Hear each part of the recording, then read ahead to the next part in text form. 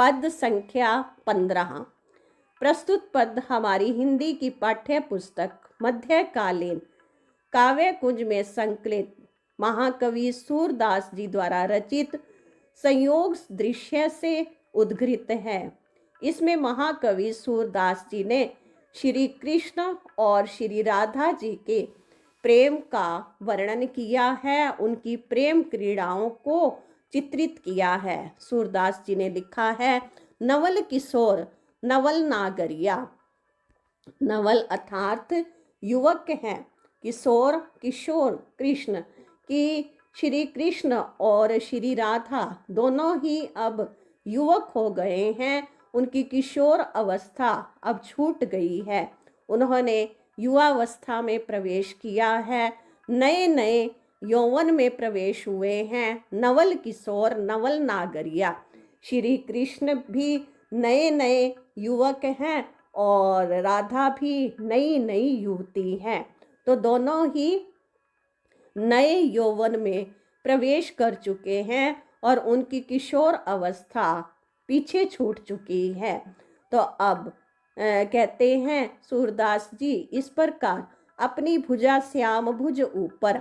तो श्री कृष्ण और राधा जी एक साथ हैं और वो एक तमाल तरु नामक वृक्ष है, उस वृक्ष के नीचे प्रेम क्रीड़ा कर रहे हैं। तो राधा ने अपनी भुजा को श्याम भुज ऊपर श्री कृष्ण जी की भुजा पर रख दी और श्याम भुजा और कृष्ण जी की भुजा को अपने उर्धारिया अपने वक्षस्थल पर रख लिया।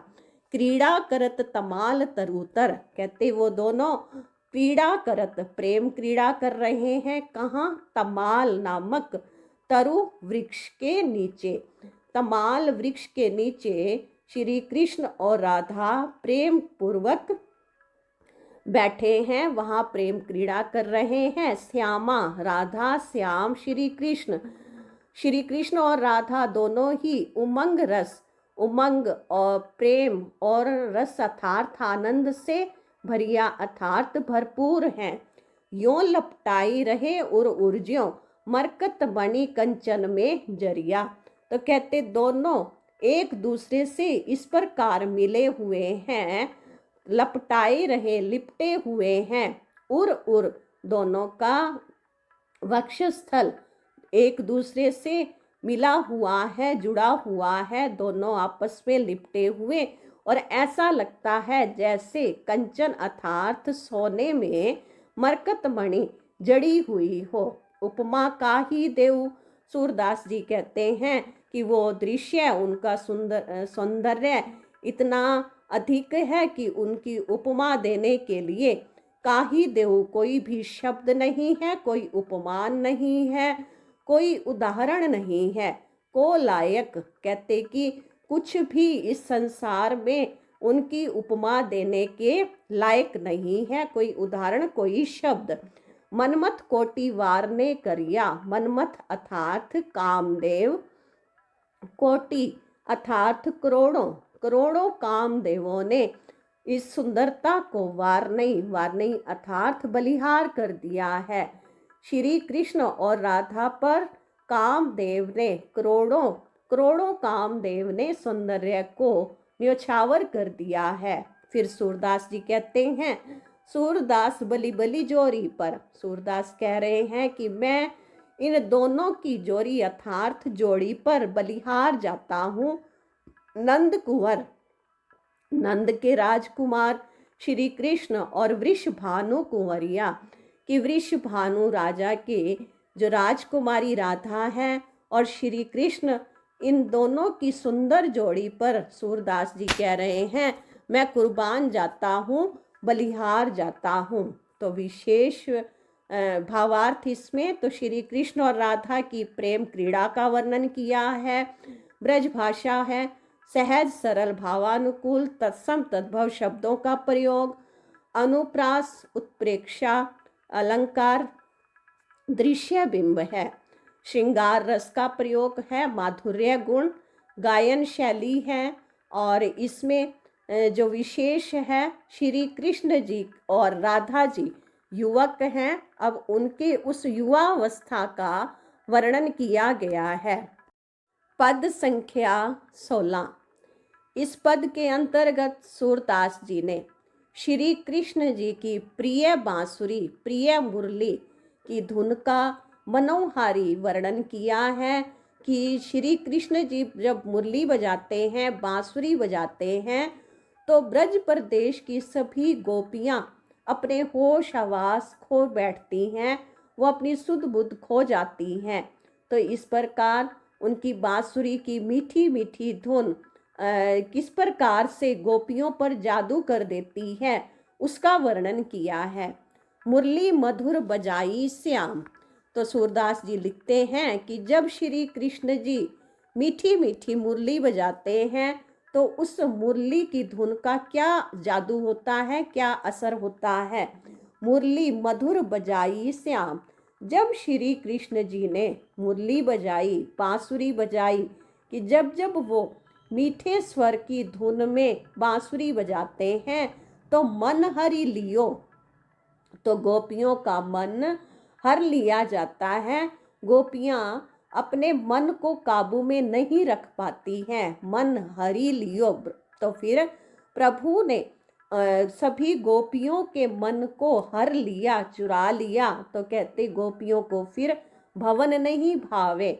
उस समय फिर गोपियों को कुछ भी अच्छा नहीं लगता, उनको घर भवन कुछ भी प्रिय नहीं लगता। व्याकुल ब्रज की वाम, ब्रज की वाम अर्थात स्त्रियां, ब्रज की स्त्रियां मुरली की धुन को सुनकर के व्याकुल हो जाती हैं। उस समय उनको घर में रहना अच्छा नहीं लगता है। भोजन भूषण की सुध नाही, तन की नहीं संहार। कहते जैसे ही श्री कृष्ण जी की मधुर बांसुरी की आवाज सुनते हैं, तब उस समय उनको भोजन की, भूषण अर्थात आभूषण की, सुधि अर्थात होश, तो उनको भोजन की या भूषण की, पहरावे की, खान पान की कोई भी सुध नहीं रहती है, कोई होश नहीं रह पाता है। तो कहते तन की नहीं संहार, और ना ही वो अपने शरीर को ठीक प्रकार से, तन को ठीक प्रकार से संहार अर्थात संभाल पाती हैं। वो अपने आप को पूरी तरह से भूल जाती हैं। ग्रह घर, गुरु लाज, गुरु की घर की मर्यादा, सूर सो तोर्यो, वह अपने बड़ों की घर की लाज शर्म मर्यादा को पूरी तरह से तोड़ देती है। डरी नहीं व्यवहार। तो कहते इस प्रकार अपने पारिवारिक मर्यादाओं को तोड़ने में उन्हें बिल्कुल भी कोई डर नहीं लगता है, वो जरा भी नहीं डरती हैं। तो इस प्रकार वो व्यवहार कर लेती हैं कि वो अपनी मर्यादाएं तोड़ देती हैं। करत सिंगार बिबस भई सुंदर, अंगन गई भुलाई। तो कहते गोपियां जब बांसुरी की मधुर तान सुनती हैं और फिर वो श्री कृष्ण जी के पास जाने के लिए करत श्रृंगार करने लगती हैं। तो श्रृंगार करते हुए वो अंगन गई भुलाई, वो अपने शरीर के अंगों को भी भूल जाती हैं। जो आभूषण जिस अंग का होता है वो वहाँ नहीं पहनती, वो किसी दूसरे अंग पर पहन जाती हैं। कि जैसे कान की बाली है तो वो हाथ की उंगली में पहनने लगती हैं। इस प्रकार से वो भूल जाती हैं, अपने अंगों को भी भूल जाती हैं कि कौन सा आभूषण कहाँ पर पहनना है। यानी कि श्री कृष्ण की बांसुरी की मधुर धुन में वो इतना सब कुछ अपने आप को काबू नहीं रख पाती हैं, सब कुछ ही वो भूल जाती हैं। तो सूरदास जी कहते हैं सूर श्याम बन बेनु बजावत, चित हित रास समाई।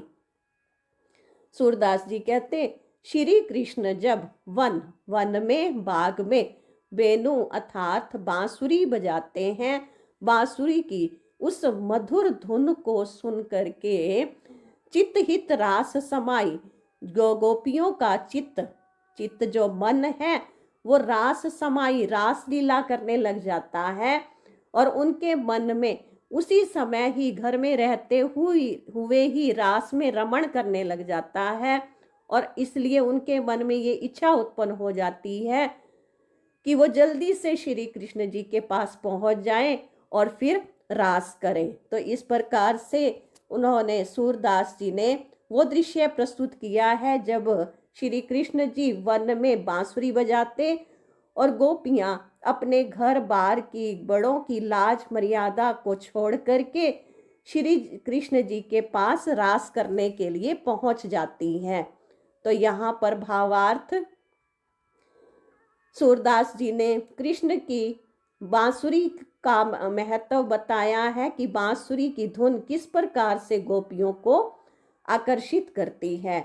बाकी विशेष जैसे पहले के पद में किए हैं उसी प्रकार से है। पद संख्या 17। इस पद के अंतर्गत भी सूरदास जी ने श्री कृष्ण जी के बांसुरी की धुन के पीछे गोपियां किस तरह से मस्तानी हो जाती हैं, दीवानी हो जाती हैं, उसका वर्णन करने के बाद सूरदास जी कहते हैं कि गोपियां प्रभु के प्रेम में इतना मदमस्त हो चुकी हैं कि उन्हें अब संसार में कुछ भी प्रिय नहीं लगता है। अब गोपियां एक दूसरे को कहती हैं, एक सखी दूसरे को अपने दिल का हाल सुना रही है। कहती है, मेरे जिए ऐसी आन बनी कि हे सखी सुनो कि मेरे मन की ऐसी हालत हो गई है, मेरे जिए दिल की को आन बनी, ऐसी उसके साथ बन गई है, ऐसी उसको आदत पड़ गई है, ये हालत हो गई है।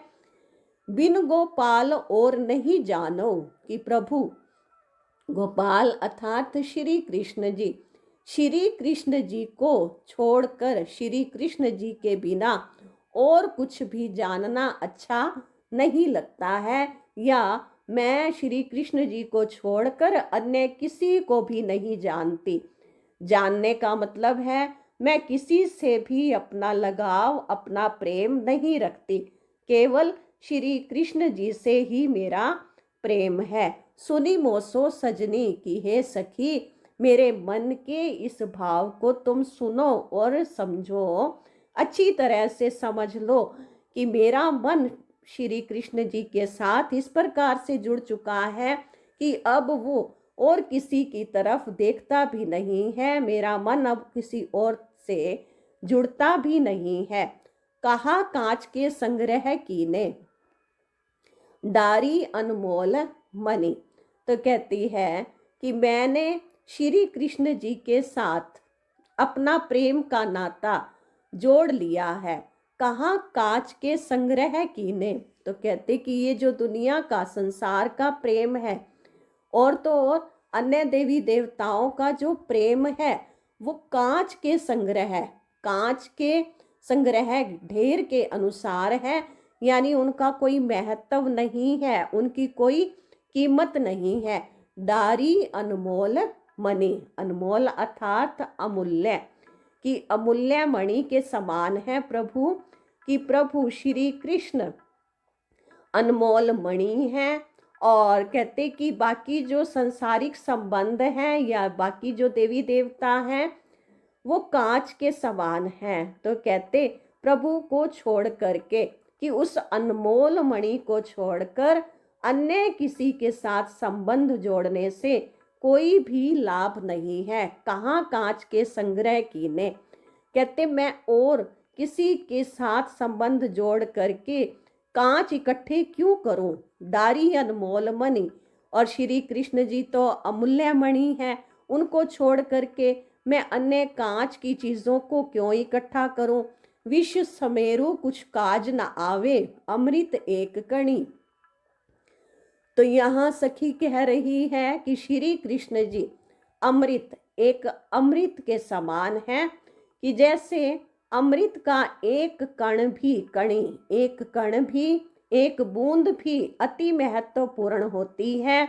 और विष, विष अर्थात जहर का, समेरु अर्थात पर्वत, कि जहर का अगर बहुत सारा ढेर पड़ा हो, पर्वत जितना ढेर हो, लेकिन वो कुछ भी काम नहीं आता, बेकार रहता है। और दूसरी ओर अगर हम देखें, अमृत का अगर एक कण भी है, एक बूंद भी है, तो वो महत्वपूर्ण होता है और वो जीवन देने वाला होता है। और इधर से विष देखें तो वो जीवन नष्ट करने वाला होता है। इस प्रकार से कहना चाहती है कि प्रभु अमृत के समान है, उनके प्रति यदि प्रेम मन में उपजा है तो वो महत्वपूर्ण है। और यदि संसार के साथ प्रेम है तो वो विष के समान है, जो जीवन में किसी भी काम आने वाला नहीं है। फिर आगे सूरदास जी लिखते हैं, मन वच करम मोहि और न भावे मेरे श्याम घनी। तो सखी कह रही है कि मन वचन और कर्म से मोहे और ना भावे, मुझे और कुछ भी प्रिय नहीं लगता, कुछ भी अच्छा नहीं लगता है। मेरे श्याम धनी प्रभु श्याम श्री कृष्ण जी ही मेरे मालिक हैं, मेरे स्वामी हैं, मेरे मन के नाथ हैं, वही मेरे मालिक हैं, वही मेरी संपत्ति है, धन है। मुझे और कुछ भी अच्छा नहीं लगता है। सूरदास स्वामी के कारण तजी जाती अपनी। तो वो सखी कहती है, गोपी कहती है कि मैंने अपने प्रियतम श्री कृष्ण के लिए अपनी जाति को भी छोड़ दिया है, अपनी जाति का भी त्याग कर दिया है। मैं प्रभु के साथ जुड़ गई हूँ, मुझे सांसारिक संबंधों से अब कोई लेन देन नहीं है। मैंने श्री कृष्ण जी से अपना प्रेम का नाता जोड़ लिया है और वही मेरे लिए अमूल्य है।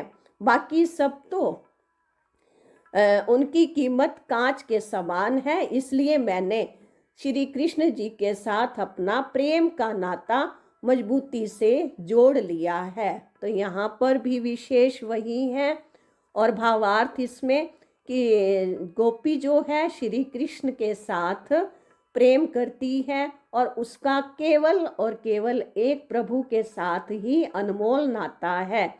यह प्रेम श्रद्धा और विश्वास का स्वरूप दिखाया है।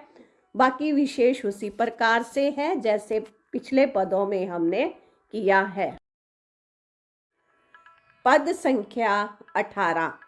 प्रस्तुत पद हमारी हिंदी की पाठ्य पुस्तक मध्यकालीन काव्य कुंज में संकलित महाकवि सूरदास जी द्वारा रचित संयोग दृश्य पदों से उद्धृत किया गया है। इसमें सूरदास जी ने राधा और श्री कृष्ण जी के प्रेम का वर्णन किया है। राधा प्रेम में डूबकर श्री कृष्ण जी को निरंतर देखती रहती है और पलक भी नहीं झपकाती। तो इस प्रकार प्रेम में डूबी हुई राधा का वर्णन करते हुए, राधा की मनोदशा का चित्र प्रस्तुत करते हुए कवि लिख रहे हैं, चितई राधा रति नागर और। चितई अर्थात देख रही है, राधा रति नागर, रति नागर श्री कृष्ण की ओर। राधा लगातार निरंतर प्रेम भाव में श्री कृष्ण जी को निहार रही है, देख रही है। तो कहती है, नैन वदन छवियों उपजति मनु शशि अनुराग चकोर। कि नैन अर्थात आंखें, वदन मुख, आंखों और मुख की छवि चमक इस प्रकार से दिखाई दे रही है। आंखों और मुख की चमक को वो ऐसा देख रही है मनु मानो शशि चंद्रमा, अनुराग प्रेम, चकोर चकोर पक्षी, कि जैसे चकोर पक्षी चंद्रमा के साथ प्रेम होने के कारण उसे लगातार देखता रहता है। चकोर चकोर पक्षी जैसे चंद्रमा की ओर एक टक दृष्टि से निहारता है, देखता है, ऐसे ही राधा भी श्री कृष्ण को एक टक देख रही है, निहार रही है। आगे लिखते हैं, सारस रस अचवन को मानो फिरत मधुप जुगजौर। सारस पक्षी, तो श्री कृष्ण और राधा सारस पक्षियों के समान रस आनंद, अचवन होता है पान करना, कि दोनों ही एक दूसरे के रूप से प्राप्त होने वाले आनंद का रसपान कर रहे हैं। फिरत मधुप जुग जोर, तो जैसे मधु पदार्थ भंवरा, जैसे भंवरा भी फूलों का रस पान करने के लिए इधर उधर घूमता है, इसी प्रकार राधा और कृष्ण दोनों ही भंवरे के समान हैं और वो एक दूसरे के रूप का रसपान कर रहे हैं। पान करत कहूँ तृप्ति ना मानत, कहते कि एक दूसरे को देख रहे हैं, एक दूसरे के सौंदर्य का रसपान कर रहे हैं, पान करत, लेकिन फिर भी तृप्ति ना मानत, उनको तृप्ति नहीं हो रही, उनकी संतुष्टि नहीं हो रही, प्यास ही नहीं बुझ रही है। पलकन देत अकोर, और फिर वो पलकों को, अकोर अर्थात ना झपकाना, बंद ना करना, कि वो पलकों को बंद ही नहीं करते, पलकों को झपकाते भी नहीं हैं, पलकों को खोलकर लगातार एक टक दृष्टि से एक दूसरे के रस का पान कर रहे हैं, एक दूसरे को देख रहे हैं, लेकिन फिर भी वो तृप्त नहीं हो रहे हैं। आगे लिखते हैं, लियो मनोरथ मानी सफल ज्यों, रजनी गए पुनि भोर। मनोरथ, मनोरथ अर्थात मन की इच्छा, अपने मन की इच्छा को पूर्ण करने के लिए, सफल करने के लिए, यानी कि अपने मन के भाव, उस दर्शन को, उस रूप सौंदर्य से प्राप्त होने वाले आनंद से तृप्त होने के लिए उनके मन में यह मनोरथ था, मन की इच्छा थी कि मन जैसे होता है संतुष्ट हो जाए। तो उसके लिए रजनी गए पुनि भोर, रजनी अर्थात रात, रात भोर दिन में बदल गई, रात से फिर दिन हो गया। सूरदास परस्पर प्रीति निरंतर दंपति हैं चित्तचोर। सूरदास जी कहते हैं इन दोनों का परस्पर आपस में प्रीति, प्रेम इतना है कि दोनों चित्तचोर, एक दूसरे के चित्त को चुराने वाले हैं, हृदय को चुराने वाले हैं। दंपति की दोनों जैसे पति पत्नी के समान हैं और एक दूसरे के हृदय को चुराने वाले हैं। इस प्रकार से वो लगातार प्रेम में एक दूसरे के रूप सौंदर्य को देखते हुए अपने मन को तृप्त करना चाहते हैं, संतुष्ट करना चाहते हैं। तो यहाँ पर श्री कृष्ण और राधा दोनों का एक दूसरे के प्रति आकर्षण और प्रेम भाव का चित्रण किया गया है। विशेष पहले जैसा ही है, जो ब्रज भाषा का सरल सहज भावानुकूल प्रयोग, तत्सम तद्भव शब्दावली, अनुप्रास, रूपक, उत्प्रेक्षा, उपमा अलंकार, इसमें विशेष चारों ही आ गए हैं। अनुप्रास है, रूपक, उत्प्रेक्षा और उपमा। दृश्य बिंब है, माधुर्य गुण के साथ संयोग श्रृंगार रस है। गायन शैली और मुक्तक शैली का सुंदर प्रयोग किया गया है।